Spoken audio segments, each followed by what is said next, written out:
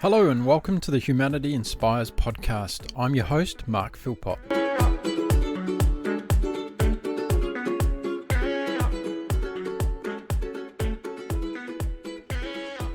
Hello and welcome everyone. I am super pumped today because I'm starting a new podcast show. Yes, this is my third show called Humanity Inspires, this one. So the reason it's called Humanity Inspires is because I believe that everybody who's a member of humanity as a species is inspiring in their own way, and I'm going to talk to as many people as I can around the world. We're going to have general conversations about everything and anything, and we're going to see where it all ends up. Who knows? My guests and I may part ways and never speak again, or we may become lifelong buddies. That's the risk you take on a show like this. If you have been listening to my other podcast shows, Global Travel Channel, thank you very much. That's been going for just on 1 year now, and I've been speaking to over 150 guests about their amazing travel experiences around the world, and I can tell you that many of them, mostly all of them, are inspiring, motivating, and teaching us a lot about travel and how travel changes people's lives and changes our own life. So it's really incredible to hear those stories. So check it out, www.globaltravelchannel.com, if you haven't heard it yet. And the other podcast I just recently started last month is called The Global Business Podcast. Yes, I'm talking to business leaders and business owners across the world about how they're managing their way through COVID-19. Businesses are in trouble and they're coming up with all kinds of solutions, innovative solutions, and it's my goal to share those solutions with business people all around the world so that we can help each other as we move forward. So there we go. Those are two other shows that you can listen to. But here we are. We're on the Humanity Inspire show, and my guest today, well, I've spoken to him once before on one of my other shows, and he was only too quick to throw up his hand and said he wanted to be a guest on this show. So why don't we go and meet him right now? So hello, Bob DiMenna. How are you? I'm doing well. How are you? I'm excited. You're my first guest on my new podcast show. How's that feel? That feels incredible. Yeah, I'm happy that we're forming this relationship. You've been a good friend in just the short few months that we've come to know each other. I've been following along with your Global Travel Channel on Facebook and everything, and you're inspiring. And so I'm happy to be participating with you yet again on your podcast. Yeah, well, thanks. And, for the context of everybody that's listening into the first show of Humanity Inspires today is this is a different concept for me. It's a concept where I haven't particularly chosen a theme to talk about other than life itself, I guess. And Bob was a guy who I connected with via the Traveler's Blueprint podcast show, where I was invited to be a guest and then reciprocated the arrangement, and that's how Bob and I met. So through the virtual world, we haven't met in person yet, but I'm sure that's going to happen one day. And Bob said, hey, I'll throw up my hand and be the first person on your show. So here you are. You're the first person, and who knows where this is going to go, Bob?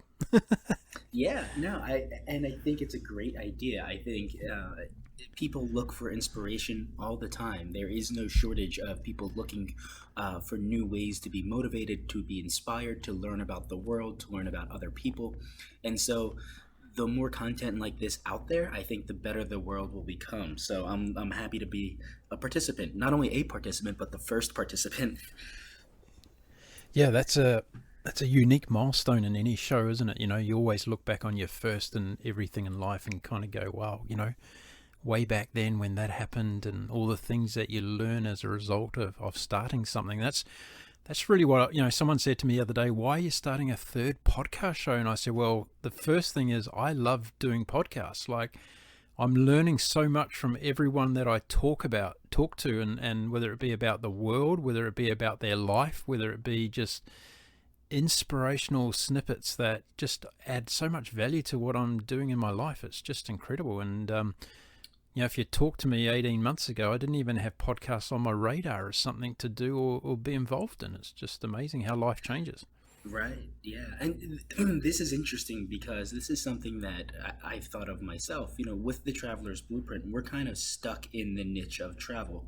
However, as we've already discussed, I have huge interest in fitness and health. And there are all these other different things that I encounter in my life where I find not only interesting, but the people within those fields also interesting. And I struggle with how can I get that person on my podcast, because I want to sit down and I want to talk to them and I want to learn more. But if they don't fit into the niche of travel, I sort of back away from doing that because I don't want to just flood my travel podcast with content that I just find generally interesting. And so this is a very cool way to do it. Just create a brand new podcast to fit your interests. And so I like this idea a lot. I think it's very cool. Yeah, and I'm glad you said that, because I think, there's always the naysayers out there, and we don't take any notice of them, of course. But I guess in terms of when I first started the podcast journey, I was a member of a number of different forums that are out there, and everyone talks about, sticking to your niche and focusing on one thing and all the rest of it. But I've always tended throughout my life to try a couple of different things for a set period of time and just see how they go, and then to migrate to the thing that gives you the more energy and all the rest of it. And that's what I'm doing with podcasting. Like I started the travel show a year ago, almost to the day, and I've done 150 plus episodes of that show.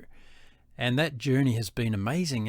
And I haven't lost any passion for the travel side of what I'm doing. And that's going to be continuing with the same amount of energy and everything else. And then a friend of mine contacted me from my old corporate days and said, why don't you start a business podcast? Because, businesses are really struggling at the moment. People want to hear advice from people. And I thought that was a really great idea. So shout out to you, Trevor. He was the one that inspired the business podcast. But since the business podcast started, which was only last month, Bob, it's taken off. It's been extraordinary how the numbers I'm getting for that particular show. And I think it's a result of the times we live in and what you just said. I think people are just so much after information in all sorts of areas of life at the moment. Right. Yeah. I mean, for me, podcasting is, I think it might be my primary source of information. If it isn't my primary source of information, it's only because I don't have the time to utilize podcasting. However, it is my preferred source of content absorption by far. I enjoy just putting headphones in or driving or doing yard work and just listening to whatever it is I feel like listening in that moment based on my mood. And it varies, and I love that there is so much content out there for me to just sift through that it's essentially endless. Some days I want to listen to a business podcast. I want to listen to a podcast that helps me grow my podcast, or ways that I can monetize my podcast. Some days I want to listen to information on how to enhance my workout routine or tweak my diet to be better. Some days it's just a meditation podcast. I'm in a weird state of mind where I maybe need just help or reassurance that this stressful time that we're living in, it's okay. It's going to be okay, and I just need to get someone in my ears that just kind of pads that and just says, this is an odd time. It's a high stress situation. What you're feeling is normal and it's okay, and just keep doing what you're doing. Sometimes it's just a comedy. I just want to listen to people laugh and just rant and just kind of decompress that way. And so I don't think what you're doing is great. Just flood the radio waves with your content, because I don't think there could be too little content out there. And so I think what you're doing, you're onto something. Keep doing it. Do it as many times as you possibly can. Yeah, thanks. But I'm interested in what you just said. How long have you been, let's say, connected to the podcast world? When did it first come into your life? I got into podcasts in about 2015-ish, sometime around then. I had a job where I had to travel extensively throughout the United States. And so I would be on the road and just driving by myself for hours on end. And music it started to wear on me. You can only listen to so much music. And I started to look for other ways to just to absorb information, and podcasting. I came across the Joe Rogan Experience, actually, which is, if you're a podcaster, you know who he is and what he's done for the podcasting community. And I've been hooked on his podcast since then. I love the variety of guests he has, and the long 3-hour format I find really informative because you really get to understand the person in an intimate way. You know, a lot of times with these other talk shows that you have on TV, I'm trying to think like a Jay Leno or I'm not a big talk show guy, so I can't even think of their names, like Jimmy Fallon, whatever it is. When you have someone go there as a guest, you typically get like 20 minutes. There will be a commercial break, but you don't get an intimate understanding of who that person is and what they're doing and the effort they're putting into their work. They're usually there. They'll promote their movie. They'll show a few clips of the movie, and then they're done. But Joe Rogan will have that same person on, and you have 3 hours, and maybe in the beginning they talk about the movie. It's the same spiel that they're told by their PR people to go over. But then once you break them down and the time passes, you really get an incredibly intimate understanding of the individual. And I find that valuable. I really do. And so that's what kind of sucked me into podcasting. It's that sort of long form interview style. And then from there, Joe Rogan kind of opened up the doors to other individuals that I find inspiring, whether it's David Goggins or Jocko Willink or Sam Harris, all of these individuals who kind of wiggled into their own podcasting niche and have their own podcasts. I follow them, and now I don't even know how many podcasts I'm subscribed to, but I essentially have one for everything, every single interest I have in my life. I have a podcast that I'm subscribed to on that interest that I can then go to, and I try to fill every moment with podcasting. Whether I'm folding laundry or blowing my leaves or mowing my lawn, or sometimes when I working out, I kind of still go to music. But other than that, I tend to always have a podcast on. How much has the industry itself changed in the 5 years that you've been connected to it, do you think? A ton. And it's because people realized, again, going back to Joe Rogan, he's had incredible influence on the podcasting world. And I think corporations underestimated podcasting in the beginning. The indie podcasts jumped on it, and people just started putting out their brand and their information and their content. Joe Rogan came along and turned the industry on a 180. And then you have companies now, corporations, realizing how much money there can be made through sponsorships and everything, because how many millions of people tune into his one podcast. So now I think, unfortunately, what you're going to see is the corporatization of podcasting, where I worry for podcasters like us, Mark, because you're going to have travel and leisure come in, and they're going to decide who they want in their podcasting platforms, and the amount of money they're going to be investing in their content. It's going to be hard to compete. Like as little guys who don't have the same funds that they do, we're going to struggle to compete. So I'm really curious to see where podcasting is going to go, but I struggle to be incredibly optimistic that it's going to go in our favor. I think capitalism is going to squash us, unfortunately. I mean, not that I'm not trying. I'm still trying, and we're still figuring out ways to grow our podcast. And it doesn't, by no means do I mean we have no shot, but I do think it's going to get harder and harder, because you had these indie guys who would do news and travel and things like that, but now these corporations are going to come in, and NPR is going to create the news podcast they want. And when you have NPR's name or New York Times name slapped on a podcast, it's, for a lot of people, you're going to be drawn to that. Same with Travel and Leisure, or Condé Nast, or any of these huge, Lonely Planet. If you're scrolling through, how many travelers would go, oh wow, this one's created by Lonely Planet, sure, I'm going to click on that one, rather than a one that's a no name. It's an indie. It's just a few guys just trying to make it in the podcasting world. And so I think that's the way podcast is going. And now with Spotify and the deal Joe Rogan just struck with Spotify, the $100 million podcasting deal, where his content will now be exclusive to Spotify only. That means that if you want to listen to Joe Rogan or watch any of his videos, you have to be on Spotify. His videos will no longer be on YouTube or iTunes or any other, Stitcher, nothing. And I think that's also the way that it's going to go as far as how you absorb and pick and choose what podcasters you want to listen to. I think some will pair up with iTunes, and some will pair up with Stitcher, and some will pair up with Spotify, and sort of how we have the differences in video streaming services. You have HBO and you have Netflix and you have Amazon Prime. I think we're going to see that with podcasting, and you'll have podcasters, the big ones anyway, signing deals to be exclusive with certain streaming services. And that's how I'm anticipating it going.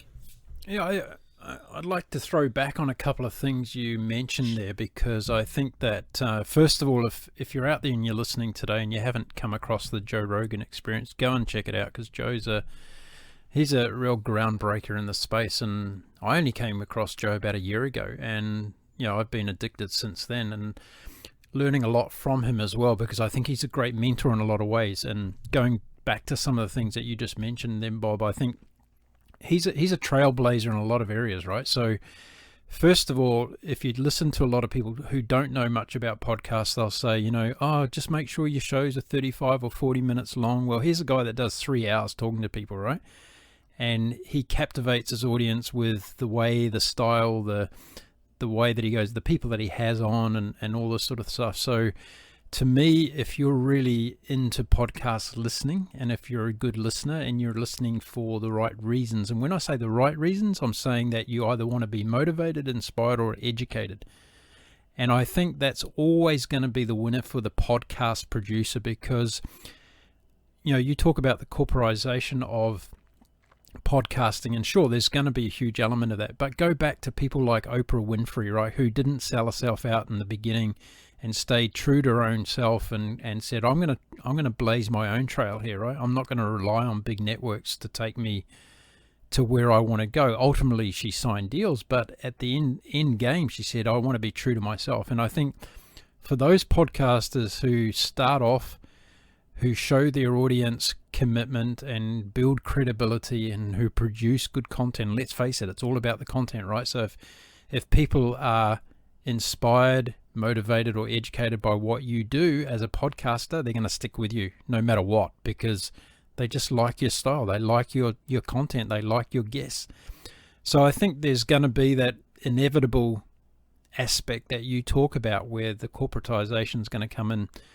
But what I love about podcasting, and what I'm learning so quickly about it, is that I've got friends of mine who are keynote speakers who go around the world speaking at big conferences and everything. Yeah.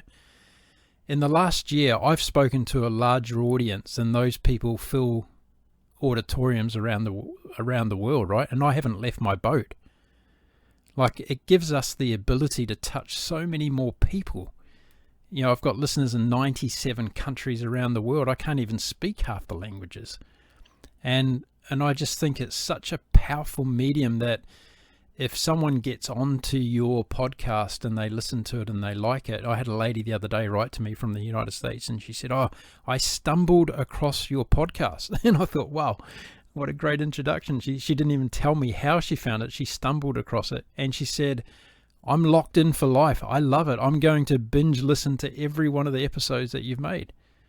And I just thought, wow, that's really cool. Here's a complete stranger out of the middle of nowhere, unexpectedly telling me that she loves the content. And that's what keeps me going, is that unexpected, not feedback, but unexpected, I guess, connection to people that you never imagined that you would actually have a connection to. Right. Yeah. And I hope when I said that it is gonna be corporatized, that it didn't deter anybody listening to this from starting their own podcast or pursuing anything really that could be corporatized. But because you're right, Mark. What it ultimately comes down to is you dumping your passion into something that you want to create. And when you do that, you don't know how many other people are going to share your passion and share or enjoy your creativity until you do it. And I think most people will be surprised by how many other people will be happy to absorb their content. And that's all it takes. Because once you get that ball rolling and you get people, you gain those followers who become loyal followers who really are dedicated to you, to what you're doing. It becomes incredibly powerful, and you don't need the corporate backing because the content you're creating is authentic and it's true to how you envision your brand moving forward. And so if you stay true to that and you continue to create something that you really are satisfied with, good things will come to you. Yeah, and I think you raise a really good point about passion and stuff at this particular point in time and history in the world, right? Like I'm on such a high with my life at the moment and all the different aspects of things that I'm doing, not only podcasting, but my health and fitness and well-being and how I'm living my life on a sailboat and all those sorts of things. And I thought, the world's almost going down the toilet, and here am I celebrating life like I've never celebrated it before. And I ask myself every day, why is that the case? And it's because I've chosen to take that path. And I think we all have such an opportunity out there at the moment, and that's why another reason I wanted to start this particular podcast show is talk to people like you who have that deep-seated passion, whether it be in health and well-being and fitness, whether it be in podcasting. There are so many things that we can dive into right now in our lives in this time in history that can create such a better place for us in the world.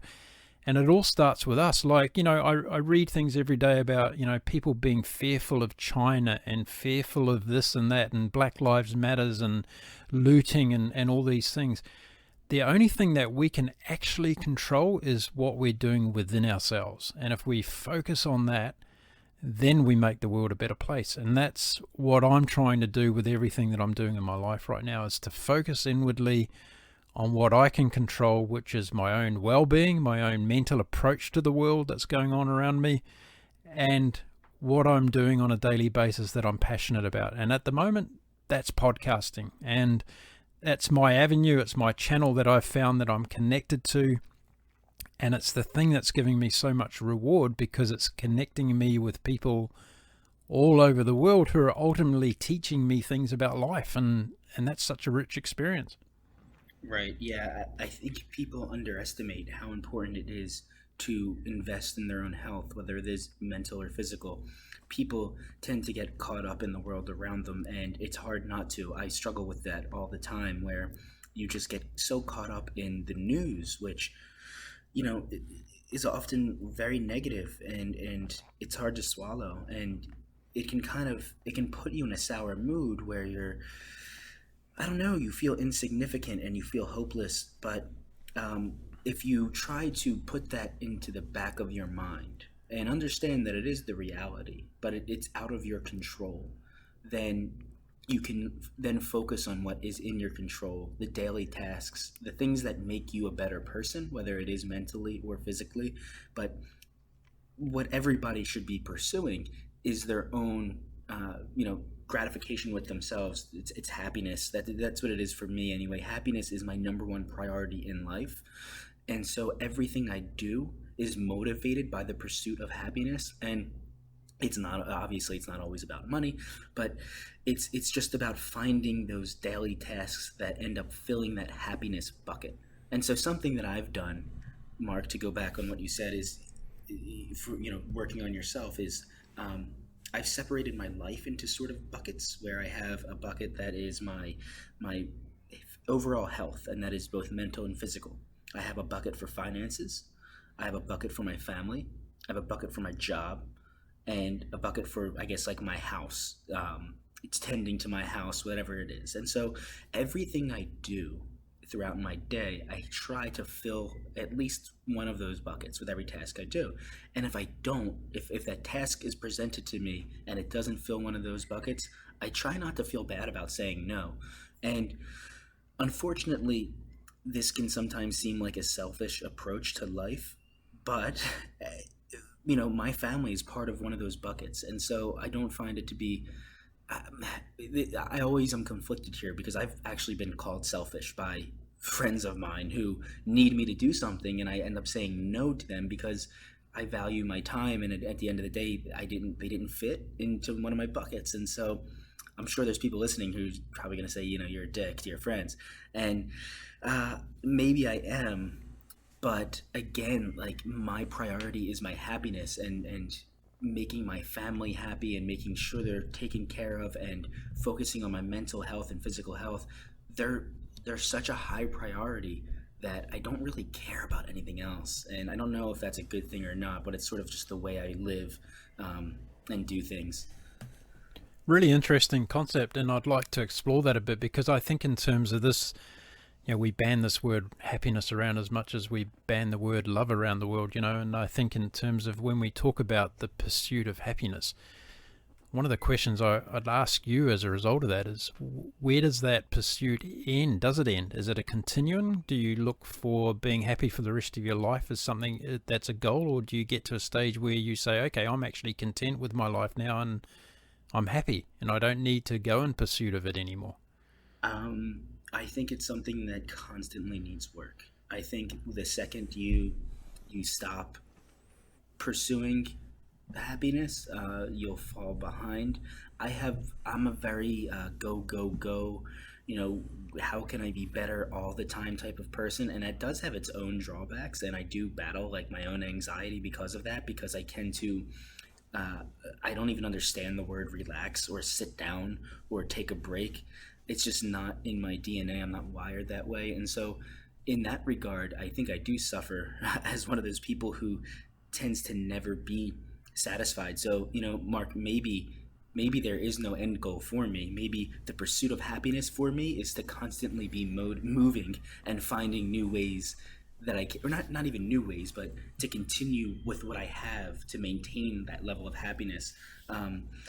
But the how I would define happiness would be to just have a long-lasting, healthy life, a healthy relationship with my wife and my daughter, and whatever future kids I may have. It's not just one thing. It would come down to those buckets, and each individual bucket would have to be filled the appropriate way. Obviously, one of the ways that I want to be happy is by traveling with my wife and daughter and sharing the world with the two of them.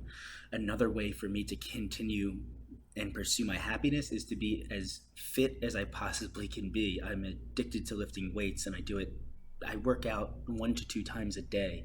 And so the second I stop, I feel like I slowly start to lose the happiness meter from that specific bucket. The other buckets, I could be fully happy. If I think about my wife and my daughter and everything's great there, then that bucket's still good. But I then turn to the fitness bucket, and it's like, oh man, I need to fill that one up a little bit more. There's a leak in the bottom or something. So I don't think that there's one definition for me for happiness. It's just a conglomeration of multiple things, and as long as I continuously work at each one, I think I'll be satisfied. But this is no model for. It's not a one model fits all. Does that make sense? I'm not. Have you been like that all your life? Like, has that been a part of your DNA forever? No, it hasn't. It's been part of my adult life. As a kid, well, as a college kid, I was a big partier, and so I lived the party lifestyle, the typical go to Las Vegas multiple times, go to Atlantic City. I was always out in nightclubs and day drinking and kind of just fully invested in that life. And then when I met my wife, my life changed completely, because at that point I no longer was going out and wasting my money and just getting drunk. I had this deep and meaningful relationship, and in turn that allowed me to explore, I think, who I actually was on a deeper level. And I tell her all the time that she allowed the nerd to come out of me, because once I was settled down with her, I started to branch out into all these new hobbies, and I found out how much I enjoyed travel and the environment and exercise. And so no, I wasn't like that, but it's sort of been a gradual process where once I get a taste of something and I like it, I just run as fast as I can with it. How old were you when you met your wife? Well, we met in high school, but we didn't actually start dating until I want to say 25, and I'm 32 now. I think I'll be 33 this month, actually. So when you were in the party mode, was that something that was instigated by more peer pressure from all the guys that you were hanging out with? Yeah, I think so. I mean, I didn't really have anything else to do. Well, no, I shouldn't say that at all, because now looking back and understanding the world and talking to people through my podcast who are younger, who were my age when they were who are my age now when I was partying, there were other outlets. I mean, I'm so envious of these early 20 somethings that I interview on my podcast who explore the world and have this incredibly deep understanding of world culture and architecture and food. I didn't have that. I didn't really leave my town other than to go to other cities to party. And so I was just naive. I was short sighted. I didn't know, I guess, what I wanted. And yeah, I mean, not that I regret it, because obviously I'm happy with who I am today, and that played a huge part in making me, in making me who I am today. So I don't regret it by any means, but um, yeah, I wish I did it differently, for sure. I guess. So I guess you've got one child now? I do. I have a daughter now, 2-year-old. How old? Okay, she's 2 years old. So what? So now, having lived that part of your own life, what, as a parent now, what's going to be your advice to her when she grows up about how she maneuvers her way through those teenage years and stuff? So I don't want to pressure her into a single path, but what I want to do is really enforce how important it is to do something that you love. And a lot of people, when they hear that, they think I want to separate, because money is also important. So I don't want to just push her to just do something that doesn't make any money, because in the good old United States of America, money is vital to quality of life, and that's just the way it is here.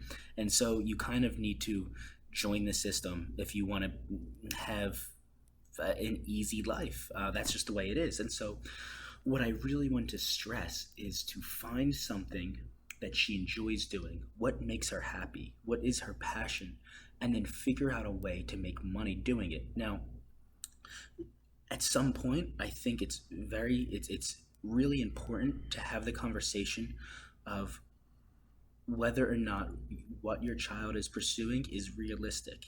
I don't think that the saying "you can be anything you want to be" is true. I just don't. Some people don't have the genetics to be Michael Jordan. I couldn't be Michael Jordan. No matter how hard I trained at basketball, I would never be as good as Michael Jordan. I would never be as good of a swimmer as Michael Phelps. I could probably be okay. If I trained my whole life, I'm sure I would be a good swimmer. But I don't think I would ever be a world-class, the best swimmer on the planet. And so I do think it is important as a parent to have that conversation with your child and to make sure that they're not on a path of that's unrealistic. And so, but that being said, like let's use the swimming for as the example, right? So say my daughter wants to be a swimmer and she wants to be in the Olympics, and at some point, if she wasn't good enough, I think as a parent, it would be my responsibility to sit down with her and say, listen, I understand this is your passion, and you can still pursue your passion, but you need to be real about what it is you can do with the skills that you have. And maybe instead of pursuing a career in actually swimming, you pursue a career in being a swimming instructor, or owning a store that sells equipment for swimming, or writing books on how to be a swimmer, or starting a podcast on swimming. There are other avenues within your passion that you can explore that might be better suited for you based on your DNA. And so what I want to do, I guess, to come back full circle, Mark, is to make sure that my daughter is on a path that, number one, is around her passion, what makes her happy. And then two, she has a realistic idea of how she can turn her passion into a successful career and monetize on that in a realistic way. Because I think that might get bogged down. Like if you continuously push this, you can do anything you want, you can be anything you want. It might skew or fog reality for some people. Oh, okay. I've got to jump in because I want to play devil's advocate with this one. Okay. Yeah, this is I need this. And I'm not judging you. I'm opening a conversation here around this subject because I think it's a really intriguing one. I'm writing a book at the moment, Bob, about my father's last 25 days of his life. And that book was inspired by a bridge that my father and I built in our relationship, which we had no relationship prior to those 25 last days of his life. And in those last 25 days of his life, I sat in his hospital room 24/7, and we had conversations like you wouldn't believe. Have you read the book Tuesdays with Morrie? No, I haven't. Okay. A lot of people listening probably have read the book Tuesdays with Morrie, and it was pretty much like that, where a young guy with an older guy sat together and they talked about things that basically men don't usually talk about. And in that time, I got to see my father in a completely different light, and I got to understand why he used to say the things that he did to me, and also why he was so standoffish emotionally towards me. Anyway, getting back to my point about what I was going to ask you about is, you mentioned someone earlier in the podcast today, and that was David Goggins, right? So I want you to just think for a minute, Bob, if you had met David Goggins when he was 17 years old, when he was 300 plus pounds, and he said to you, Dad, I'm going to be a Navy SEAL and I'm going to run ultra marathons. And you turned around and said, son, that's not realistic for you. You're 300 pounds. You're probably better off just getting a job at a gym or something. Do you see where I'm going with this? I do, and you make an incredible point. Right.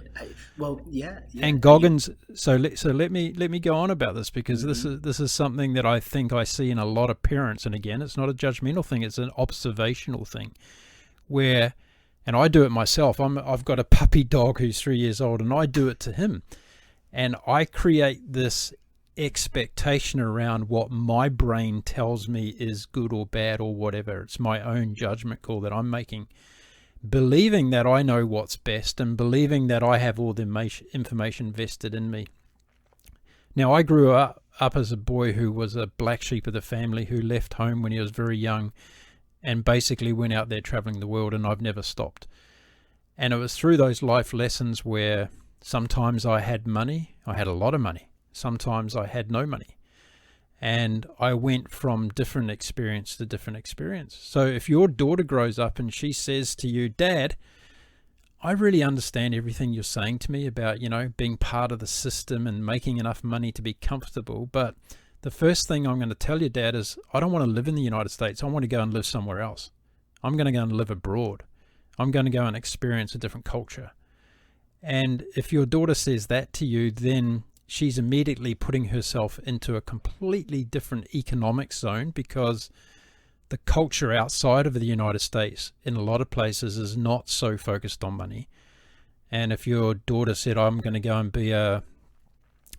work for Médecins Sans Frontières in, Ethiopia for a year, and I'm going to help people, and I'm going to save lives, and I'm going to, learn about medicine and do those things, I'm sure you wouldn't say, no, you can't go and do that, or you shouldn't go and do that. You'd encourage her to do it, wouldn't you? Oh yeah, I would. Well, again, happiness to me is the most important thing. And if my daughter would be happy living in a different country and not having money dictate every decision you make, which is what happens in the United States, then I'm all for it. Believe me, I thought about leaving the U.S. and living on an island or something myself. I think it it comes back to some of the things that we've already spoken to in the show today, is that passion, whatever it is you're doing. Like I started off podcasting as a hobby. I didn't have any intentions whatsoever to monetize my shows. I didn't even know that I was going to do more than one show. Here I am starting the third show, and I've had now a number of organizations reach out to me, whether they be in the travel space, and say, hey, we'd like to do this with you. We see an opportunity for collaboration here and there. And I go, wow, there's lots of opportunity here. But I'm not going to rush in and do the first one that comes along or sign up to anything until I'm really comfortable with going through, I guess, my own ethical checklist to say, hey, is this the right fit? Is this where I want my life to go? Because my life is not built around money. It's not built around having to run for that financial security. And that's part and parcel to do with what I've done in the past to make myself be in the position I am today. So I'm not downplaying the importance of money at all, but I'm saying that in my case, and counteracting what you spoke about, is that I've made sure that money has been a very much on an equal footing with all the other elements in terms of those bucket list items for happiness in one's life. And I had a lot of money when I was a young guy, and it almost destroyed me because I attracted all the wrong types of people. I got into all the wrong types of situations, and it basically sent me off the rails. And pretty much like you, I had someone come into my life. I didn't marry her, but I had someone come into my life who said, "Hey, hang on a minute. Who do you think you are? Like, what are you doing? You're just destroying yourself, and you're destroying everything around you." And that was my wake-up call, pretty much like what you had with your wife. And I was very thankful for that, because that taught me about, where I should be putting my energy. And I think and I'll throw this back to you, I think we're living in a time right now in the world, and you're living in a country that's going through an incredible amount of internal, thinking and visionary about its past, about its present, and about its future. And this is impacting everybody, I guess, that's not only living in the United States but has young children like you who are growing up in that environment, who are going to be living in a world as a result of what's happening right now today. Yeah, how do you feel about that stuff? How do I feel about the state of the United States as far as yeah where we are politically? You've got a 2-year-old daughter. She's growing up, and she's going to be part of this new world that's coming. Yeah, I can't say that I am incredibly optimistic about the future of the United States at this point in time. I think that a lot can change very quickly, actually, with, as administrations change. I think the United States tends to change, but it does feel significant, because what we've had happen over the past 4 years with the Trump administration is he essentially just came into the Republican Party of the United States and kind of bullied his way to the top. And anybody within the party who disagreed with him, he bullied or shamed or publicly, just made fun of. And in turn, the Republicans sort of complied with him. And while doing that, he simultaneously created this diehard base of people in this country who just seem generally angry with everything. And I don't know if you want to get too political. It seems like we kind of already are, but I worry about the culture of the United States moving forward because of that. And I don't know how we recover, because it seems like we're getting more and more tribal, and we're separating more and more. The United States in general is this melting pot of a nation, and it's still a huge experiment. We're such a young nation, and I think people often forget that, how young we are and how new this is to have such a diverse population trying to live under one roof, essentially, because no other nation really has this. Mark, New Zealand and Australia generally don't have nearly the diversity of the United States, and so this is new, and we're trying to figure it out. And I think, unfortunately, I'm going to end up being very pessimistic here. I'm not very confident it works. I think what's going to happen, this is a theory that I have, is that what is the future of the United States is essentially going to shift and end up being two countries over time. I think what you're going to see is the population migrate to states that they agree with more, and slowly but surely you'll have this change in population where certain states will be completely conservative and Republican, and in other states will be more progressive and liberal. And at what point, when you have such definitive lines in the culture of a nation, do you say that it's not even one nation anymore? And I think just like how the Byzantine Empire didn't realize they were the Byzantine Empire while they were living, they thought they were still part of the Roman Empire. Historians labeled them that. I think the United States might be in one of those historical moments where we're making this significant cultural shift and we don't even realize it's happening, and we never will. We'll be long gone before the historians of the future look back on the United States and look at this as a huge moment in the history of the world. All a theory, all just my own brain. I mean, I don't know if any of this is true, but it's just, I think it is interesting to think about.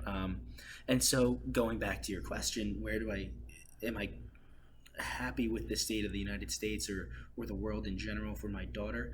I don't know. I don't think she's going to grow up with parents that are very much, we're big travelers and we understand the world, and we're going to pass that down to her. So I hope she doesn't feel tied to the United States just as we did with our parents. I think that we're going to give her the opportunity to maybe go to school in a different country, and she's going to grow up seeing the world.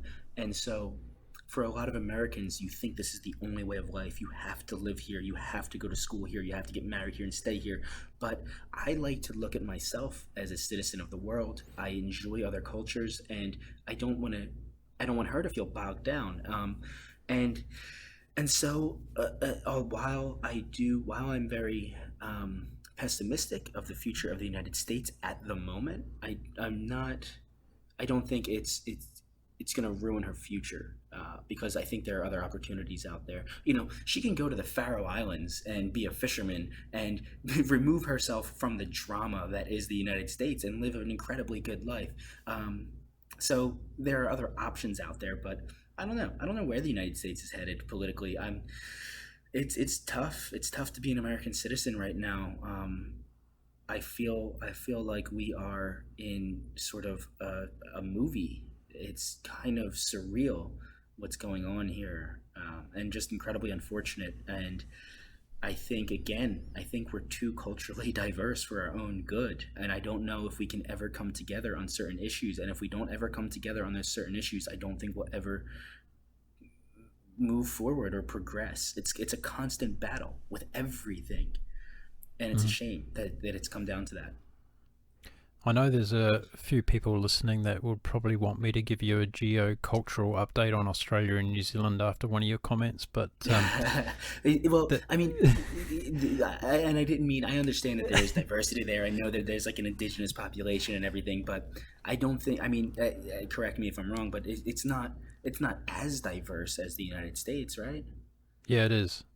Is it? Yeah. Yeah. Okay. And there's a huge Asian influence in Australia, and has been for a long, long time. If you look back, and in particular in the city of Melbourne in Australia, they've got a massive Greek influence that's been there for decades upon decades. And Australia has been built out of migrants. And I guess in terms of, you've only got to go to the major cities like Sydney and Melbourne and Brisbane to see that influence in different parts. We have just as big a Chinatowns in India, little Italy's and all the others as a lot of the cities in the United States.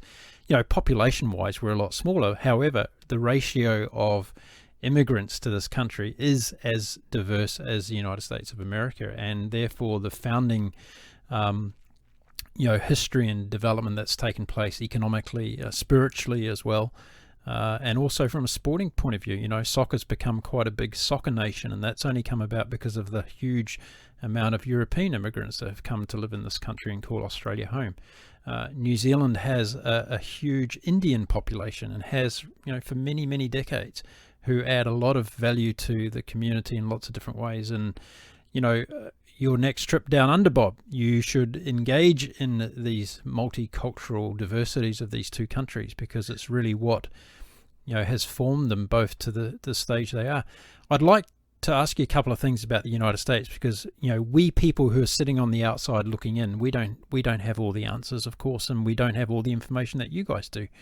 But one of the things that's interesting for me is that we live in a day and age of people like Elon Musk and Mark Zuckerberg and all these incredibly intelligent people who have, whether you like them or not, and I'm not making judgment on them as human beings. I'm just saying they are very intelligent human beings, and they're both doing extraordinary things in their own spaces, whether you like it or not. Again, I'm not saying it's good or whatever.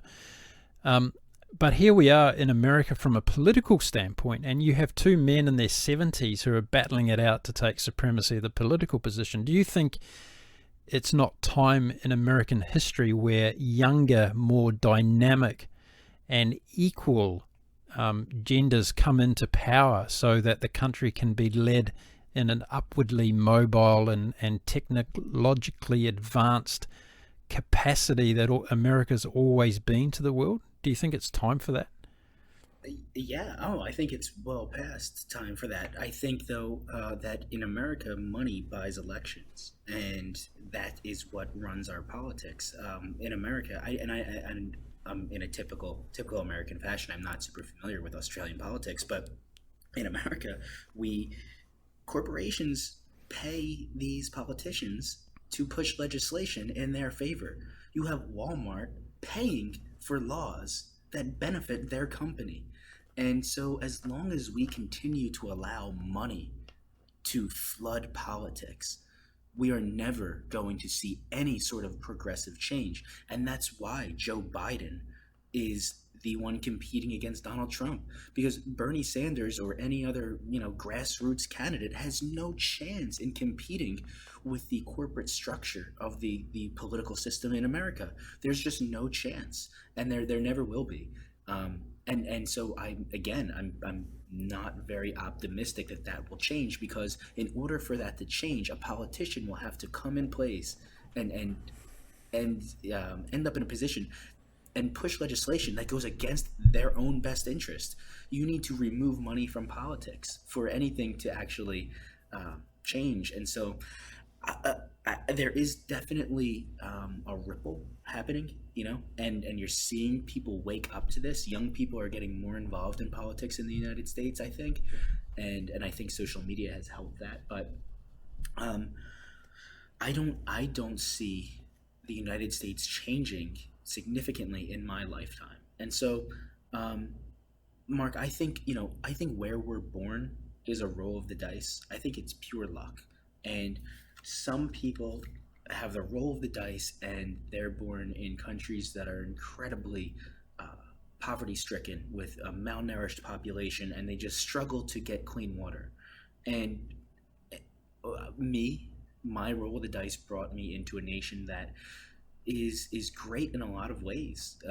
I've had incredible opportunity for education, and I've never had to struggle for water or food or anything like that. But I'm stuck in a conservative nation. That's just the United States, and that was sort of my roll of the dice. I don't agree with a lot of it, but that's just the way it is. The United States is, and I think will be for the foreseeable future, a very conservative, money-driven nation.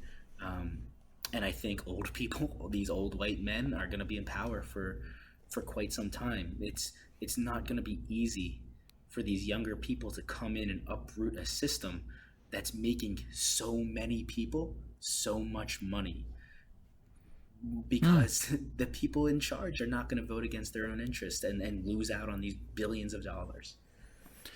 I think we're seeing in different aspects of what's going on at the moment that the people are saying enough is enough. And I think in any changing environment that people need to vote, and people need to make their voice known through different means. And I'm not for 1 minute advocating violence or looting or anything that's going on at the moment, but I'm talking about the people that can become the influential change makers of the future.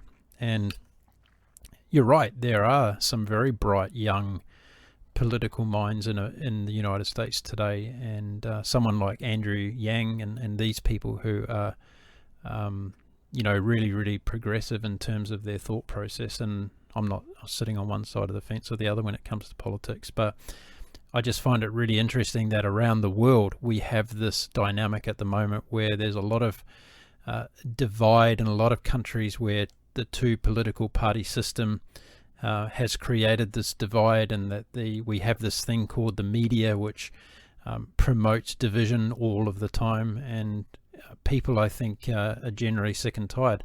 However, the problem comes, like it does in a lot of aspects of our life and our world, is that people are very apathetic and they don't do too much about it. Like, it'll be really interesting to see how sustainable what's going on in America at the moment actually is, and what the outcome of that will be, because it seems to be a lot of energy behind it at the moment, but whether or not that's going to stay true for the course of creating change. Just for the sake of our listeners, whereabouts do you live, Bob, in America? I'm in New Jersey, right outside of Philadelphia. So do you see, is this activity that's taking place today, do you see this in your day-to-day life? Is it in your neighborhoods? The riots and the protests? Yeah, all of these things. Yeah, I work in New Jersey, so we're in the suburbs, but my wife works in Center City, Philadelphia, and had to deal with road closures and a lot of different things because of the riots and protests. Yeah, it impacted us quite a bit. And on top of that, she's a nurse, and she's dealing with coronavirus patients in the middle of a pandemic, and then she leaves work, and there's all this civil unrest. It's been stressful for her, for our family, but going back to the politics, we have such an atrocious voter turnout. It's actually really sad how many people, young people specifically, just don't vote in this country. And we're never going to see a young person get into office, or young people change the trajectory of the United States, if they don't go and vote. And I don't know what it is about this nation that voting isn't important, because it is the nation that constantly reiterates how important individual freedom is, and that includes voting. But for some reason, we don't practice it. Compared to, Australia, do you guys get fined if you don't vote? Yeah, it's mandatory. Yeah. I guess that comes back to being, the United States preaching freedom in every single aspect. Individual freedom is more important than anything else in the United States, culturally speaking. And so that gives us the freedom to vote or not, and a lot of people choose to not vote in this country. So the protest, is that something that you personally would get involved in? Like, if you feel so much about what's going on in the country at the moment, are you moved to protest about things? No, I haven't actually protested at all. It's not. If I was younger, I probably would have, or I probably would have been involved in some way. But with my full-time job, with my toddler, having to take care of a house and everything, it's just not something that I can do. And I, as a white guy who enjoys quite a bit of privilege, who's grown up in a very privileged family in a good suburban neighborhood, I guess there's not as much pressuring me to go out and protest either. And so that's good or bad depending on who's who's hearing this and what opinion they have. But that is just my reality. So you feel as though your silence is protecting what you have as a white privileged person in America today? Well, I don't think I'm silent either. I wouldn't say I'm silent. I'm not physically walking the streets of Philadelphia and protesting, but I do try to be a leader in the space that I occupy, whether that's through my podcast or the circles and the people I interact with. I'm an advocate for the Black Lives Matter movement and equality. And so while I'm not walking the streets, I do what I can in the way that I can, within my realm, within my reality, to push for that, because and I vote every single time that I can, and not just for the president of the United States. I vote for these smaller elections, these elections that are dealing with township and municipal positions, because those are the ones that push for the individual township police departments and the county police and the state police. Those elections are so important, and so we don't have enough people going out to vote for the president, let alone these small-time township, municipal, state elections. And they're so important. They are probably more important than the United States president, the the presidential election, because of how much they impact your day-to-day in the town that you occupy, your school district, your policing. Those are the ones that you have to go out and you have to vote. Do you see that the current situation when it comes to unemployment in the country is going to cause problems from a social unrest situation in the next immediate future? I'm not an economist. I think that I can't imagine how it wouldn't have a negative impact on industry in the United States. I just don't see how it can just go unnoticed and we just move past it and we grow and prosper like nothing happened. I mean, the last time I checked, I think it was like 40 million people are unemployed in the United States, which is just mind-boggling. And so I don't see how that won't have a huge impact on how we move forward as a country. The United States is very odd, though, in the fact that the stock market is looked at as the lifeline of our economy, which the stock market is now climbing and it's doing really well and things are looking up. But Wall Street tends to be optimistic on how we're going to move through this virus, while main streets around the country are shut down. Restaurants are still closed. They're operating at smaller capacity. Gyms are still closed. There's so many businesses that are just gone, that are just done.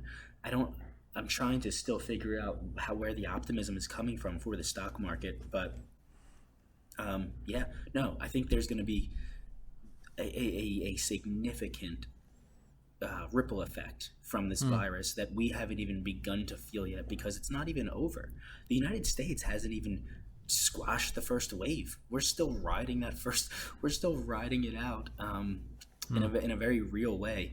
New Jersey was the second hardest hit state in the country, other than New York State, but New York City was where it was the worst. But New Jersey borders New York City, and so a lot of people who work in New York live in New Jersey, and so New Jersey got slammed. We've had it essentially a lockdown since March, mid-March, and it's still, for the most part, things are still closed down. I think they just opened up salons last week. But we're by no means back to normal in the United States, and so we're not even through dealing with the virus, let alone dealing with the economic repercussions. Do you know anyone that's had COVID-19? I know, I have friends who have had relatives who have had COVID-19, but no one in my immediate circle has had it. So how's it affected your day-to-day life in terms of, getting around and doing what you do? I'm fortunate enough to be a remote worker. So I've been working in my house since March, which, how the toll it's taken on my mental health is a completely different story. But as far as logistically speaking, the day-to-day, I've adapted.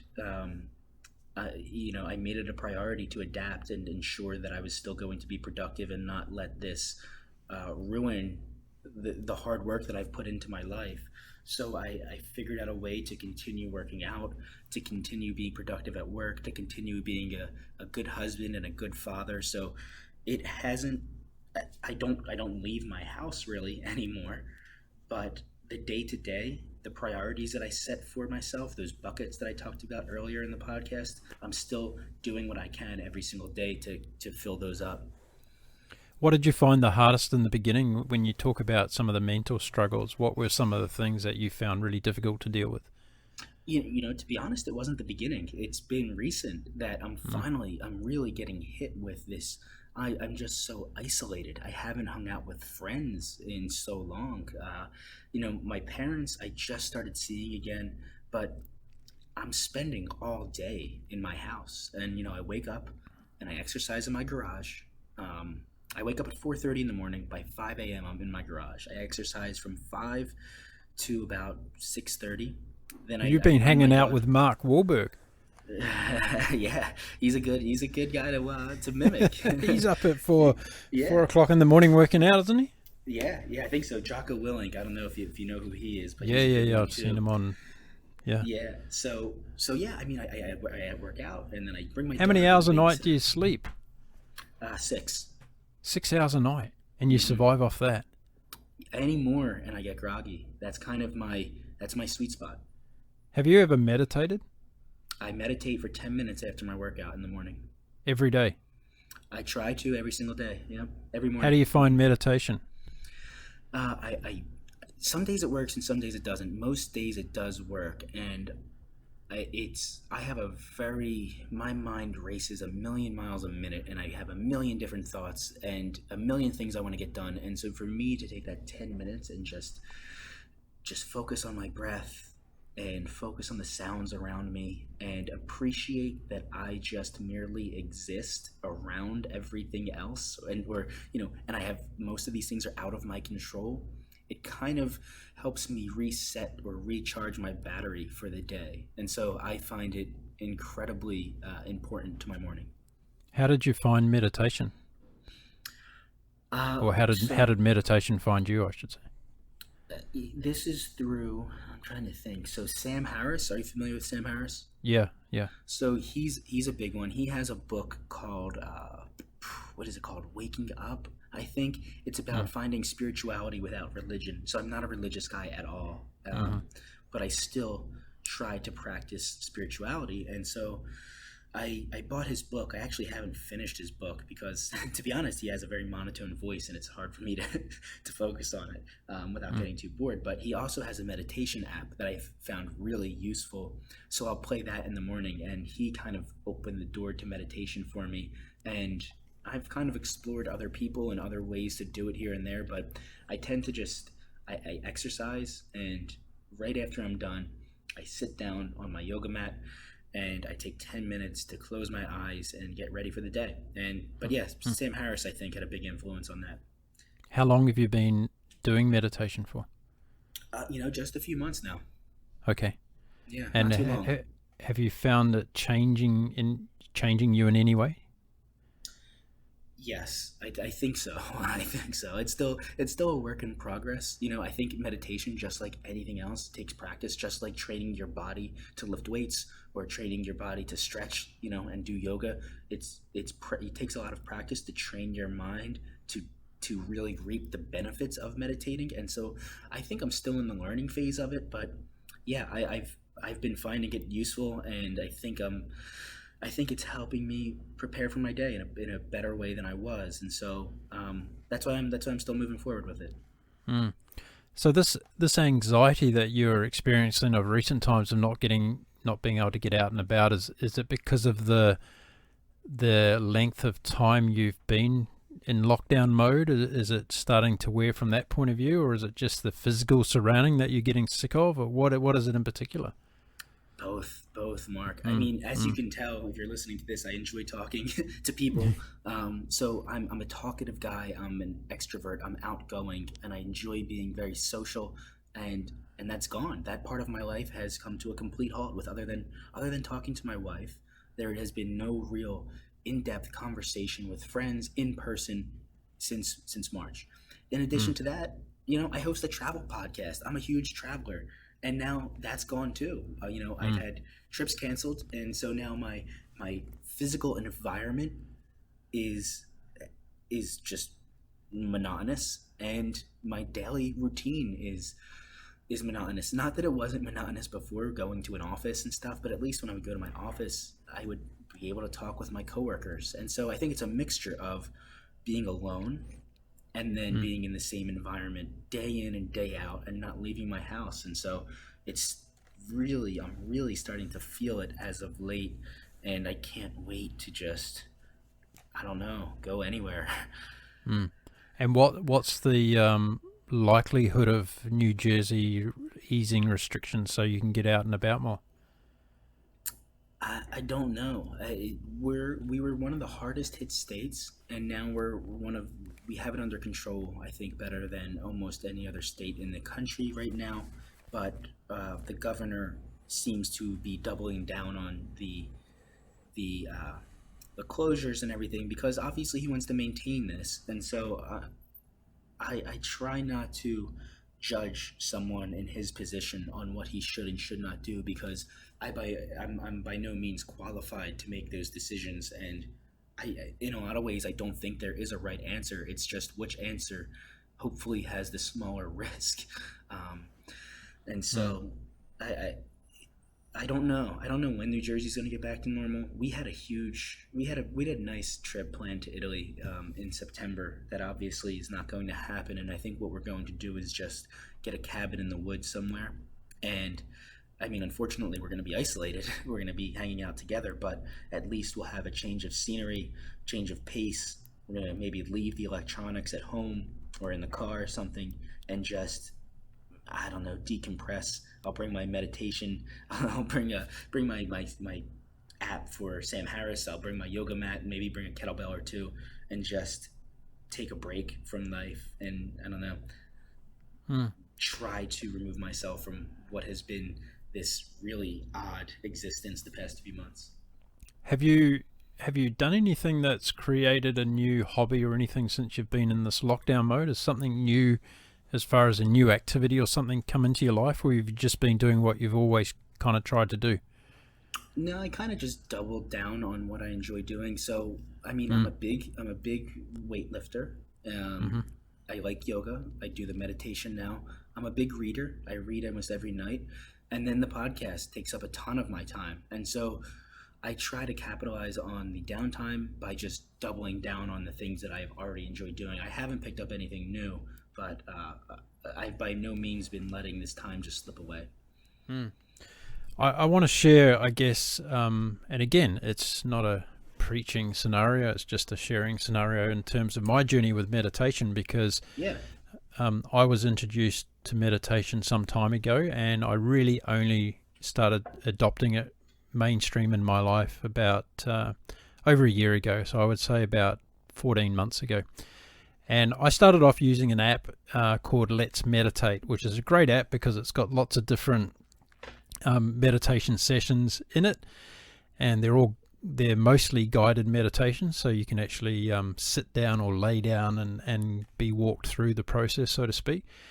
And I really got into this in a very quick manner because I started seeing a lot of benefits. And as you're well aware, you know, when you are seeking that healthy lifestyle, whether it be physically, emotionally, or spiritually, when you start getting rewards from the activities that you're doing, then it, you know, becomes more and more easier for you to do it. But it also creates change. And I think once we see positive change in our lives, that's something that drives us forward. So I started to see, I would say, really positive change after a month of meditating.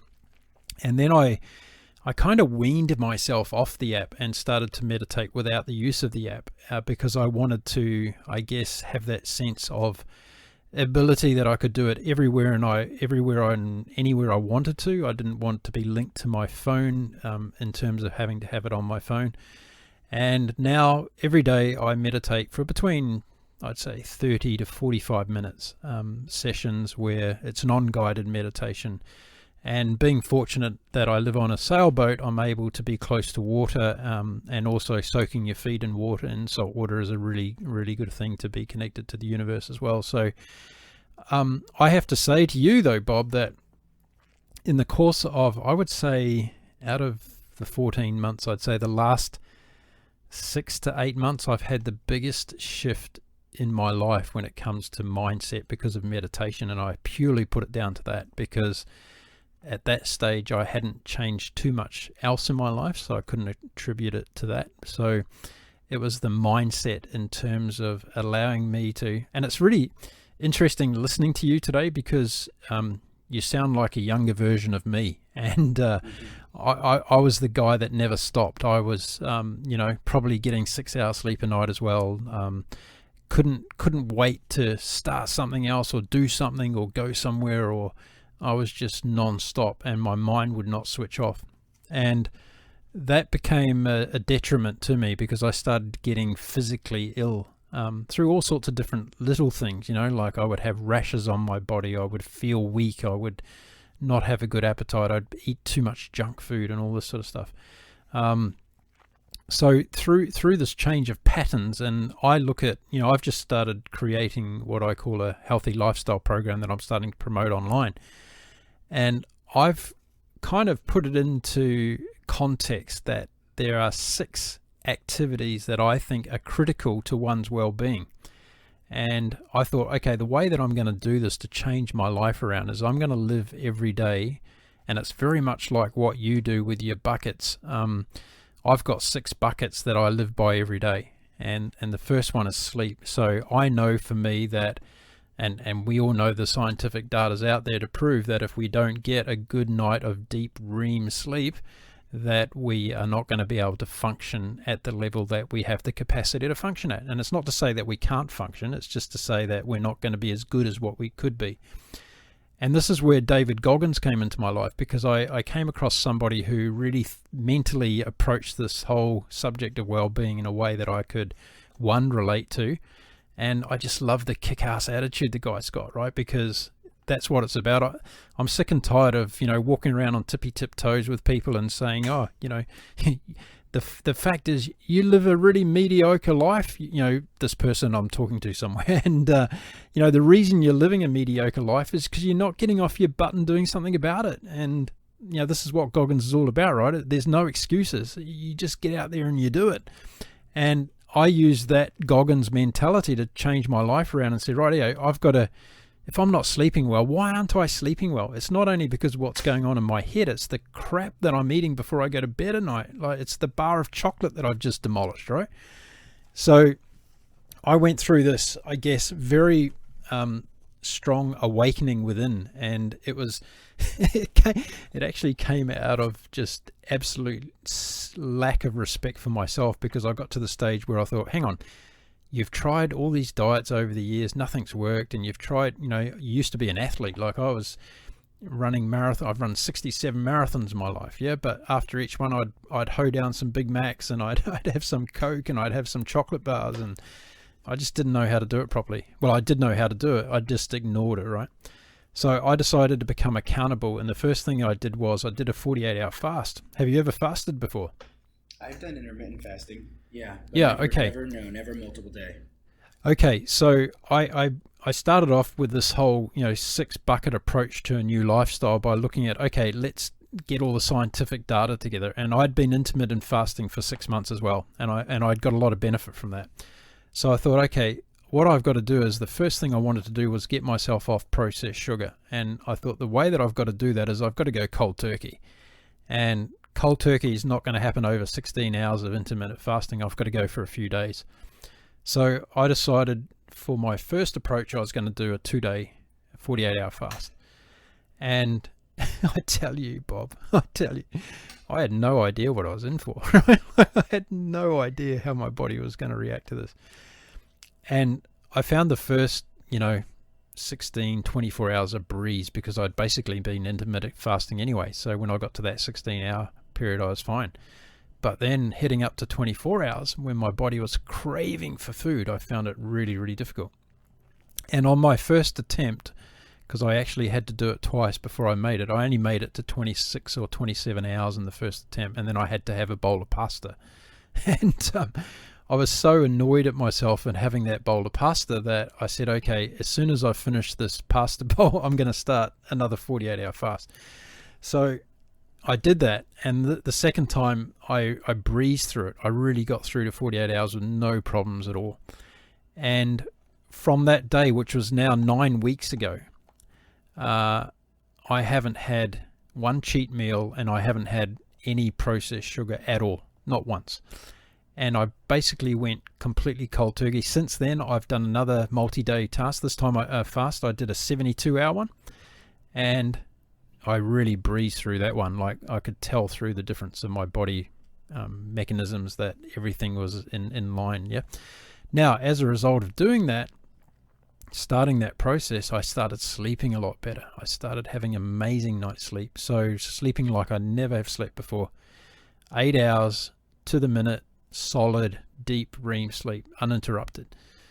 And then I started doing different kinds of exercising. Like, I've been exercising all my life. I've been a runner, I've been a triathlete and all these things, but I started working a lot more on my core activities because I thought, hey, how cool would it be to be 55 years old and have a six pack, and instead of being a 220-pound fat lump of yard. So I started working on my core, and here we are 9 weeks later, and I've got the first signs of a very intense lean six pack happening now for There you go. for the first time since I was 16 years old. And then I started looking at the nutritional side, and I spent I don't know how many hours online watching YouTube videos and people saying do this, do that, and I thought, hang on a minute, I'm not going to do a specific low carb diet or a high protein diet or a keto diet or whatever. I'm going to create my own nutrition plan that's going to work for me, and it's going to be based on intuitive eating around what I feel like at the time, cutting out all the things that I believe that are bad for me. So I started doing that, and over the course of the last 9 weeks, I've been experimenting. I've been using all sorts of new things in terms of ingredients, and I cook for myself on the sailboat here, so I love cooking now. I've fallen in love with cooking, actually, and it's just changing my life around so much. So when it comes back to your meditating and your exercise and all the rest of it, I think that, and I guess the reason I'm sharing this is not only for you, but for everyone out there that's listening, is that the components that make up our continuum, which is our life in general, are so vitally important. It's like baking a cake. Unless you've got all the right ingredients, you're not going to get the greatest looking cake in the world or the greatest tasting cake in the world. And it's a process of finding what's right for you. So, you're a guy that's in your garage lifting weights, and you're getting the adrenaline and the dopamine and all the rest of it from doing that. And that's right for you. That's working for you. That's making you feel good. But it doesn't mean it's going to be good for Joe down the road, right? And Joe's got to find his own thing that works for him. But there are some, I guess, commonalities in all the things that we're doing. There's the exercise, there's the sleep, there's the meditation. The other thing that I've really focused on, which has made a huge difference, is and this is important in terms of lockdown, I think, is a bucket that I've labeled the de-stressing bucket. And the de-stressing bucket is about taking away all the negativity in my life. And that comes from people, it comes from social media, and it comes from news. So I've cut off watching the news. I don't watch the news. I've cut off all the bad mainstream press. And like you, I spend a lot of time listening to podcasts of uplifting, positive people who are sending out a message that I believe in. And the other thing that I've let go of is I've gone through the old Facebook friends, and I've cut out all the negative engagements that I was looking at and seeing in the past, and said, no, that no longer serves me well. And I've got to surround myself only with the people that are going to bring value into the process. And I've got to be honest, I'm not complete with that process yet, but I've seen the benefits of doing that and being very authentic to myself and being honest. And it's much like what you said, and I loved what you said in the beginning about saying no to your friends. I think that's a really powerful thing to do. And yeah, some people can judge that as being selfish, but I think in terms of, if you understand your own priorities and the people that you want to have as those priorities, and it doesn't mean that the friendships that you have are meaning any less. It's about where you're prioritizing your time, and it's very obvious that your family is a very pivotal pillar of your life, and therefore you're investing in that, which I think is really important. So yeah, I just wanted to share that part of the journey for me, because I'd go back to the meditation thing and say, well, if you're doing 10 minutes today, imagine what you could get from doing 20 minutes, because I think there's a really big opportunity there. I really do, in terms of what meditation can offer. Yeah, there's a lot that I want to say based on everything that you just gave me. I mean, Mark, I think we are very similar, actually, and everything that you just said to me, I can relate to. From cutting out news, I also cut out news from my life. I cut out negative people from my Facebook. I mean, we've taken a lot of the same steps, and it just means we're on a similar path. As far as what we understand to be important and what we want to achieve out of life, which, when you really think about it, it's very simple. It's not a complicated process. We're not trying to find some revelation. We know what we want, and it's essentially just to be happy and enjoy our time. And by cutting these things out, it just makes it so much easier. But yeah, so meditation is something that I do want to expand on. I probably picked up yoga maybe 2 or 3 years ago now and fell in love with it. So, I should say in my early 20s, I was a weightlifter, and that's all I did. I never did cardio. It was bicep curls, bench press, deadlifts, squats, and I had a very narrow mind when it came to what exercise meant, and I gained significant muscle mass that way, and I really enjoyed it. But I don't think I was healthy. I was just muscular. And so as I learned more about, what fitness was, I learned that there are a ton of different ways that you could be physically fit. And so then I started to explore stretching and became addicted to that. Nothing feels better to me than stretching my body. And now have you come across Jeff Nippard yet? I have not. No. You haven't? Yeah, you'd love Jeff. I just recently come across him online. He's got a YouTube channel, and he's a guy that massive weightlifter guy. He's a little guy, and he's a real like a pocket rocket sort of guy. And he does an extraordinary channel where he gets into the scientific data behind health and well-being, and he does different videos, shows on the different aspects of not only lifting but diet and all the other components of what he perceives to be a healthy lifestyle. And I found his stuff really, really good because he spends so much time diving into the scientific data that's available. So he spends hours and hours reading, researching, going to universities and getting studies done in labs and all this sort of stuff to prove what he's saying, right? So it's not just hearsay, or it's not just what he thinks is right. And I found that invaluable because he's been able to say, right, if you eat this is how it impacts with your muscles and your cells, and all the way down through digestive system and all the other impacts in terms of fuel efficiency for your muscles, and at that level we're talking about. And I find that really interesting because it's taking away all this other, I did this for 6 weeks and I look like this now, right? So well, that is an incredible point, because that type of information is what made me realize, or what helped me finally, or it's what finally pushed me to diet the right way.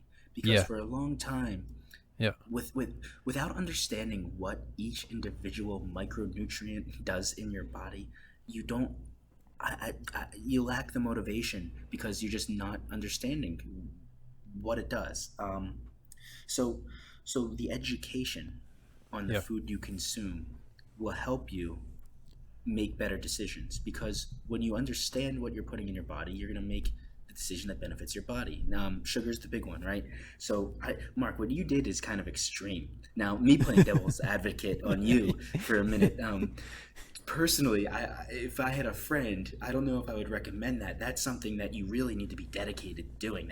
That is extreme. I've never gone that long, I think, without eating in my entire life. So I commend you for that. And also I'm slightly shocked that you chose that route. When I talk to friends who want to explore a new lifestyle as far as their diet goes, I actually simplify it and say, okay, if you're already eating extremely unhealthy, you're eating fast food and you're consuming pastries and cakes and soda, let's start by month 1 cutting out one thing. Cut out soda. That's it. Eat as much cake as you want. Eat as much McDonald's as you want. Just cut out soda for 1 month. Month 2, maybe cut out soda and cake. Month 3, so on and so on, and you slowly start to remove those harmful foods from your life and make that transition, because for a lot of people, quitting cold turkey like you did is a way that they end up failing, because it's just so extreme. And what I try to tell people is that you've spent the past 20 years of your life eating like crap, and then you want to wake up on Monday morning and decide you're going to overhaul every lifestyle choice you were making. And it's a marathon, right? I mean, you want to do this for the rest of your life, and so making these small steps and these small changes, to me, is the better way to go and do it, because at the end of the day, you want to find something sustainable. You want to find a diet that you can do for the rest of your life.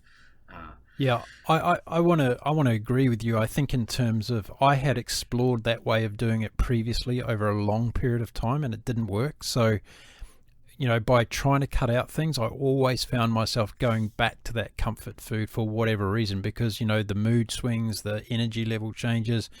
If I'd said I'd cut out, soda 1 month and then I thought, right, I won't have it. And then the next month I was craving for it and I would have it. Just didn't work. So I thought the only way for me to make this work is to go cold turkey and to just stop it, because and it was a gamble because I didn't know what was on the other side. I didn't know whether I was going to be strong enough to actually say that's it, I've given it up for good, and not only convince my mind but to convince my body, right? Because that's the other process you've got to go through. And I'd never been in ketosis before. I went into ketosis. I got the ketosis flu. I got diarrhea. I got constipation. I went through a heck of a time in the beginning, right? I thought my body's about to shut down on me here. But through that, I made sure that, I was hydrating well. I was getting a lot of nutrition through the good foods that I was having. And of course, the body is such an amazing thing, is that it turned around really quickly. Like it just... it went through, it was like I don't want to use the word detox, it's overdone, but it was going through like a grease change in the car, right? All the old dirty oil and stuff had come out, and I'd put brand new, fresh, clean oil in there, and I'd put oil in there that was going to last for a long time, not this, quick fix sort of stuff. And boom, that's when the lights went on. And I think you get to that, I almost call it a spiritual awakening through that process, is that you feel like you've never felt before. Like I had, I got into, I'd get to 3 o'clock in the afternoon and go, hang on a minute, I'm supposed to have a hunger knock by now and I'm be craving sugar, but it's not happening. Well, you get to a point. I mean, for me, I still crave sugar all the time, but my mind automatically goes to fruit, strawberries, an apple, a piece of watermelon, or a banana. And when I eat those, the sensation I get from eating a strawberry now can be overwhelming. And I know that sounds really weird to a lot of people who may not have had that experience. But when you eliminate refined sugar from your life, those natural sugars are incredible. The taste of a nice ripe strawberry, to me, is one of the best food experiences I can have, and I eat strawberries almost every day. So you're still eating a diet that has a lot of high natural sugars in it, are you? I have a high carb diet. Yep, I have a high. So my meals are the same every single day. For breakfast, I eat a piece of toast with a lot of fruit, because again, I work out at 4:30 in the morning, and I replenish my body, my energy with sugar, with carbohydrates to help feed my muscles, because I'm not really trying to lose weight. I'm trying to actually grow a little bit of muscle mass here and there. So I don't want to remove carbohydrates from my life at all, but I just make sure that they're natural. They're actual real food that I'm getting my carbs from. So that's usually my breakfast. A few hours later, I'll eat more fruit. And then for lunch, I do a large portion of protein, whether that's animal protein or plant protein, and then a large portion of vegetables. And then for dinner, I tend to scale it back, and I'll lower my protein consumption and just do a ton of vegetables, whether it's just a huge salad with maybe some walnuts or a little bit of chicken, or just, whatever vegetable it may be. But by the end of the day, when it's closer for me to go to bed, I eliminate the sugars and I lower the protein. And I do that. I've been eating that same diet scheme for maybe 2 years now, almost identical to that. And at this point, it's just second nature. I don't even think about it anymore. I have cheat meals. How's your weight been during that time? It's been consistent. In the summertime, I try to lean out. I try to get the abs back, but it's hard. What do you weigh today? What do you weigh today? I'm about 175 right now. And what's your height? 175. I'm 5'7". 5'7", 175 pounds. Okay. Yeah. Okay. And it's been like that for the last couple of years when you've been eating this plan that you eat now? Yeah. Okay. And that's with a primarily weightlifting routine. I do a lot of kettlebells. I'm a big kettlebell guy, but and I run on a pretty regular basis, like 2 days a week. I'll run in the afternoon. But I lift weights. I lift weights maybe 6 days a week, and Right. then I'll run maybe 2 days a week, and then one day a week I'll do a light workout. Maybe I'll go for a bike ride or a nice hike, or just go take the kayak out. But I try to get exercise in every single day. Mm. Mm. How And far then do you yeah, run and for? I just do 2 miles, but I throw on a weighted vest. Uh, Yep. so I'm not. I actually don't like running at all. Mm. I really dislike it. So my idea is just throw weight on myself, and so I have to run less distance, and I still get a good workout in. I'm amazed how many people don't like running. I've come across so many people recently who just don't like running. Yeah, it's I never could get into it. I'm the same with biking. I like intense short workouts.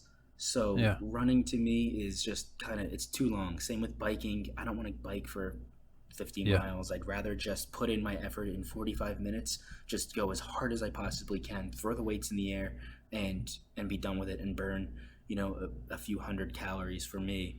I try to burn 3,000 calories a day, and Mm. so Mm. I'll try to burn 1,000 by 8 in the morning.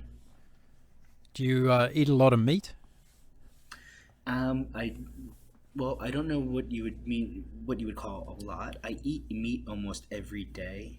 Yeah. I eat either grass-fed lean ground beef or Hmm. grass-fed chicken. It's usually one or the other, Yeah. and I'll have a portion of it for my lunch, and then sometimes I'll have a portion of it for dinner.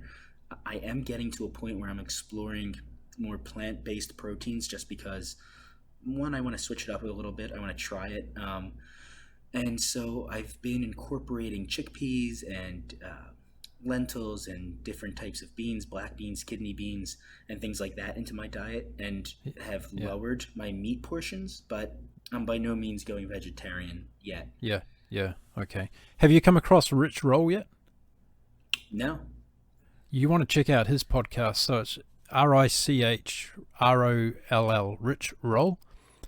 Fascinating guy. I came across him a couple of years back now, and Rich has got a great life story. Just quickly for everybody listening, he was a corporate lawyer back in the day, and in the west coast of the United States, and he became an alcoholic, and he became suicidal, and yeah, he basically woke up one morning and he found himself living on the streets, and pretty desperate situation. Now he's an endurance athlete. He does these massive endurance races around the world.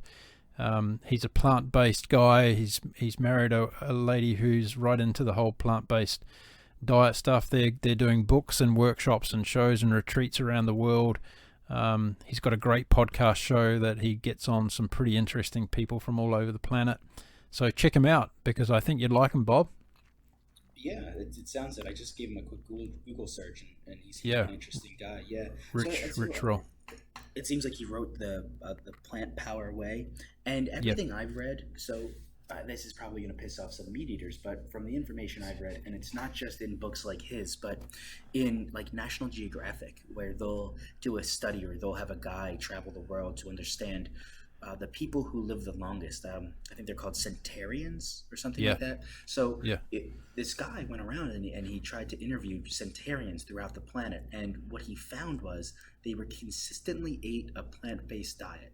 And so the information seems to point in that direction, that the more plants you incorporate into your diet and the less Yeah. meat you incorporate into your diet, the healthier you will be. Now, Mm. I think for me personally, where I have a incredibly rigorous exercise routine and most of my diet is around plants and fruits with a small meat consumption, I don't think the meat is harming me, but who knows? The thing with meat is people who eat meat, a lot of meat, tend to be unhealthier in other aspects of their lives. And people who tend to eat a majority plant-based diets tend to live a healthier lifestyle. So I think that kind of skews the data and kind of demonizes meat in a way. But then again, the information that's available from everything that I've read is that you can't go wrong like just eating plants and meat. It doesn't seem to be. There are deficiencies in certain micronutrients, but overall, it's not. I don't think you're going to harm your body by pushing meat out. I know this is a very polarizing conversation. This is a very tribal thing where it's like meat eaters versus plant-based eaters, vegetarians, Yeah, we're going to vegans, or whatever. But we're going to get hundreds of comments on this topic alone, I'm sure. But yeah. This is a very what's the word? Like very tribal. And so you push buttons when you get into this. You might as well be going back. We might as well be going back to American politics. That's how polarizing this conversation is. Well, look, in my 9 weeks of my healthy lifestyle program so far, I have focused on a high-fat diet. I'm eating a lot of meat. I'm eating a lot of fat, good fats. So let's just be clear on that. There's good fats and there's bad fats, and I'm eating a lot of good fats. I've dropped 38 pounds in 9 weeks, Bob, as far as weight goes. Wow. In addition to all those other things that I've mentioned to you in terms of quality of life, that's improved. My work productivity has gone through the roof in terms of my alertness, my creativity, my energy levels, as I said before, my sleep patterns. So yeah, this is an experiment that I'm continuing on because I'm not saying that I've found the sustainable nutrition plan for me at this stage. I'm still experimenting with different things, but that's what I've been having so far for the 9 weeks, and that's what I've achieved in terms of weight loss. And I just want to say that I didn't set out doing this to lose weight. That wasn't a goal. I knew that it was going to be a peripheral activity that would happen as a result of living a healthier lifestyle, but I didn't say to myself, the reason I want to do this is to lose weight. I wanted to be healthier in general in all aspects of my life. So yeah, there we go. And then losing weight and getting a six-pack as a 55-year-old is just an incredible side effect of that. And it is. It is, and no matter how you look at it we've all got egos, and no matter what you do, if you strip down and you look at yourself in the mirror and you're used to seeing a pork belly there, and all of a sudden you see these ribs sticking out at you and these abdominal muscles that you never knew you had, it's a good feeling. It is a good feeling. It's an incredible feeling. Yeah. I have friends joke with me, I'm supposed to be getting a dad bod by now. I have a 2-year-old, and yet I work out harder than I did before I had her because now I'm stuck in a routine with a child. So it's really easy to stick to a schedule, and as long as I do, I'm getting in better shape as I get older. And so when you look in the mirror, it's rewarding. And I think there's like a culture that kind of demonizes it or kind of makes it, if you focus too much on your aesthetics, you kind of are looked at as a douchebag in a way. And if you focus too much on them, I agree. You don't want those to be your priority. But I think it is okay to acknowledge, that you're going to look better. And that's a really good thing. And it feels really good to look better. I think it was Joe Rogan who actually said this. He was like, everybody is presented with the option to look better, to look their best, or to not. And some people choose the option to look their best, and I don't think it's vain or douchey to do that. I think it's just, to me, it's the better option. Why wouldn't you want to look better if you could? Everybody does, right? Absolutely. Even Adele wanted to lose weight. She looks incredible. Doesn't she? She does. Yeah, good for her. I mean, I'm sure she feels amazing too. And so, that's a whole nother topic, Mark, that we can get into. The culture around that. But I'm glad you said that. Yeah, the celebrity backlash, right? Right. Well, I mean, don't you go and lose weight because you make me feel bad about myself. Right. I don't.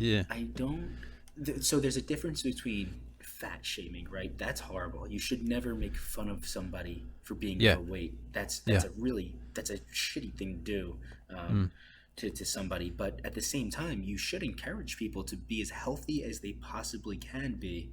And the healthier you are, the less weight, the less fat you're going to carry around in your body. And that's just science, right? That's just biology. It's not healthy for a human being to lug around excess body weight in the form of fat. Yeah, exactly right. And let's face it, I find this really interesting aspect of it because I was actually clinically diagnosed as obese. I was obese, and when when I heard those words, when I heard that word actually reverberate around in my mind, I just really became extremely unhappy, because I never had looked at myself as a person who was obese. Yet my BMI, my height to weight ratio, everything else told me that I was obese. And I just thought, wow, this is, it's time to wake up. It's time to do something about it. I'm 55 years old. I want to be around here as long as I possibly can. But you know what? I don't want to be just around here. I want to be participating in the main game. I'm not a guy to sit on the sidelines, right, and watching and being a spectator. So being healthy and being able to be physically capable of doing stuff, it's so important. Yeah, and it's incredible how it snowballs into everything else. When your body is healthy, your mind becomes healthy, and you start to explore avenues on how you can have a healthier mindset. Or you tend to gravitate towards healthier foods. You start to read more because you want to read about how you can be healthier. And so it really has this incredible snowball effect where once you open up one can or one bucket of how you can be a healthier individual, the rest are right behind it, and you just get sucked into them. And it's addicting. It's incredibly addicting. And Mark, to kind of go back full circle, something negative I have to say about this entire mentality of pursuing health. Do you ever feel like you are just running around in a never-ending circle? Because I'm battling now, going back to the anxiety that I feel like I'm suffering from because of this quarantine. I feel like is there an end goal? Do I ever finally hit a moment where I'm completely gratified? Or is my mindset, am I forcing myself to pursue something that never has an end? That's really interesting, and that's why I asked you some time ago about the happiness thing and whether that journey did have an end. And the reason I asked you that at the time was I'd spent some time with some monks in my life, and some substantial time with some monks in my life, and they taught me a lot about a lot of things. And one of the things they taught me about was this whole notion of contentment in one's life. And at the time when I spent time with these monks, I was in the corporate world, and I was running around the world doing, all these big business deals, thinking I was the bee's knees. And they said to me, "Are you content?" And I'd never been asked that question before. And I said, "What do you mean by content?" And I said, "Do you mean happy?" And they said, No, not happy, content. And I thought they were the two of the same thing. And they pointed out to me that contentment is when the soul is at peace.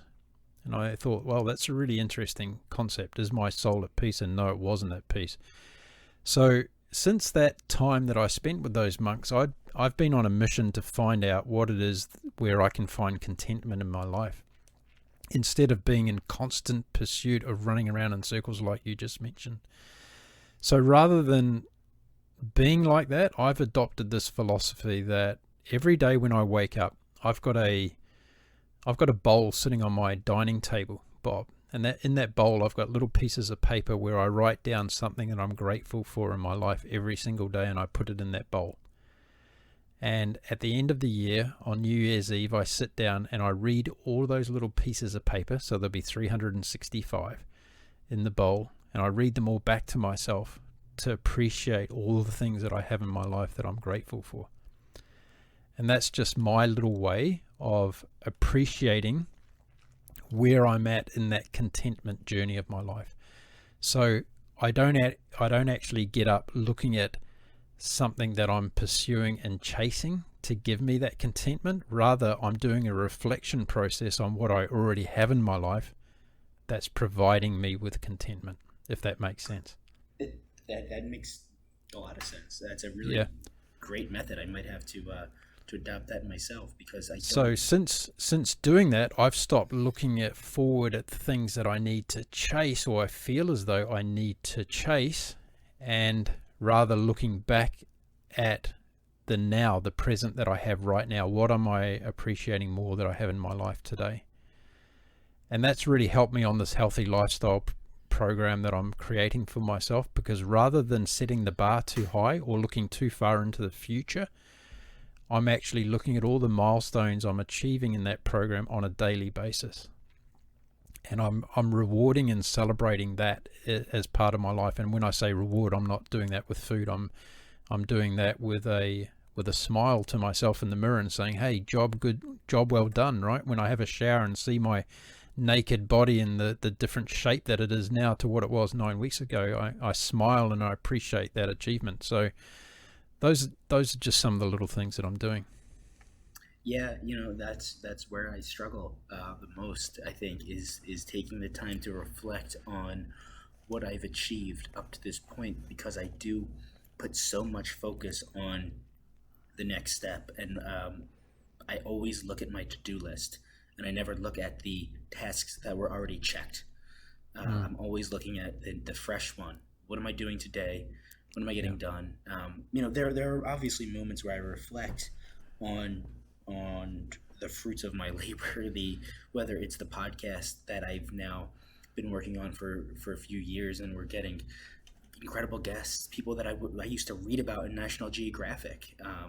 I now get to talk to. If I wake up in the morning and I say, I want to learn about the pyramids of Egypt, I can get online and in a matter of minutes find an email address, and maybe the next day be talking to an expert on ancient Egypt. And 2 years ago, before I had the podcast, I would have to read about it. I would read an article. And so I don't think I reflect enough and sort of enjoy the hard work that I put into it. But I think that's sort of what's pushed me into meditation.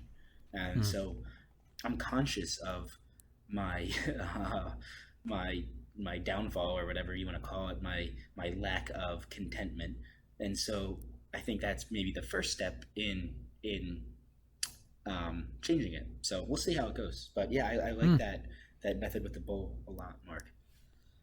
There's a great book I read once by a guy called Lama Marut. He's an interesting guy. He became a monk, and he became a monk after being in the mainstream life in the corporate world. And he wrote several books, but the one that I read, which had a lot of impact on me, was one called Be Nobody. And it was really fantastic because it talked a lot about the ego and how the ego is, in a lot of cases, our own worst enemy, and how the ego tricks us into doing a lot of things that we do in our life. So if you're out there listening, I highly recommend the book Be Nobody by Lama Marut, M-A-R-U-T. It's a really interesting read about how we convince ourselves, and a lot of things we've talked about today, Bob, whether it be diet and politics, we convince ourselves to think a certain way, and that leads to a lot of the choices that we make. Bob, I'm very conscious of your healthy lifestyle, and the time is getting later and later where you are, so we're going to come to an end pretty shortly, but I wanted to thank you because this has been great, and I've really enjoyed my first episode. I'm so pleased that you were my first guest on the Humanity Inspires podcast.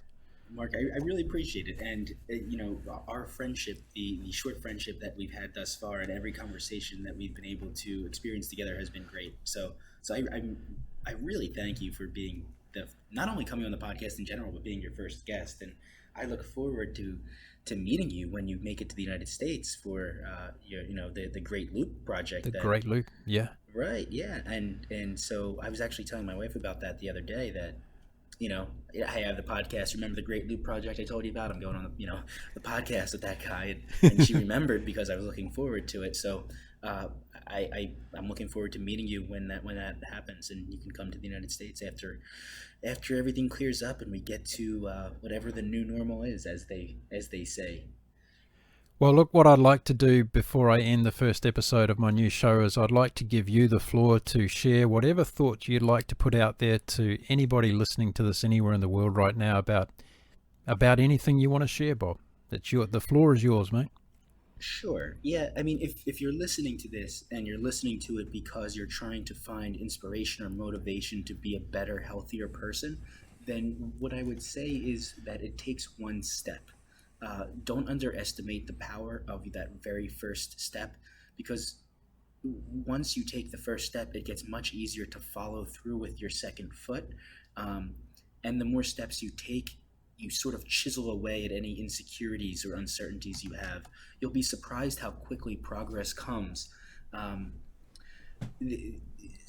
What I want to add is a lot of people, when they set these motivational or inspiration, or when they set these goals for themselves, they set the goal and they focus on the goal, the end goal. It's always about, when I reach that goal, I'm going to feel great. When I lose 50 pounds, I'm going to feel great. When I could bench press 300 pounds, I'm going to feel great, or whatever it may be. When I save this X amount of money, I'm going to feel great. But what you tend to neglect is the process. And you really need to pay the most attention to the process, because it's the day in and day out that is going to dictate whether or not you achieve that goal. And if you don't enjoy the day in and day out, it's going to be a lot harder to make it through it, because the less you enjoy it, the less successful you're going to end up being.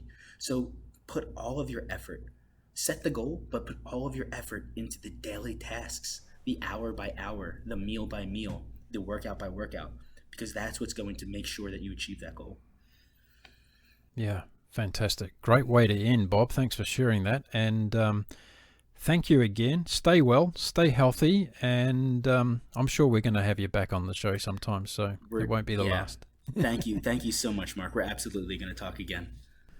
There we are. That was Bob DiMenna joining me from New Jersey in the United States, and a great chat. Thanks, Bob, for spending some time with me. There you go, everyone. There's the first episode of the Humanity Inspires podcast show. Is now done. If you'd like to be a guest on the show, reach out to me via social media and we will see what we can do. If you want to talk about anything that's going on in the world, in your life, anything at all, nothing's off limits on this show. So I lay down the gauntlet to you all. If you're looking for some inspiration through travel at the moment, head on over to the Global Travel Channel podcast. It's another show I do, and you can hear about amazing travel stories that people have shared from all over the world. Also, the business side, I have the Global Business Podcast Show, talking to business leaders and business owners about how they're managing their way through COVID-19 and everything else that's happening in the business world today. So there we are, folks. There's a podcast for everyone. That's all you have to do is check them out. And don't forget to visit our YouTube channel. If you like the content, please share it with somebody else. Word of mouth is one of the fastest ways of growing a podcast community. So I rely on you telling somebody, hey, have you heard of that guy's podcast show? That's the way we're going to grow it. Thank you all very much for listening in today. I've been wrapped with this particular show, and I look forward to doing many more on the Humanity Inspires journey. Until next time, my name's Mark Philpott. I wish you all a very happy and safe week ahead.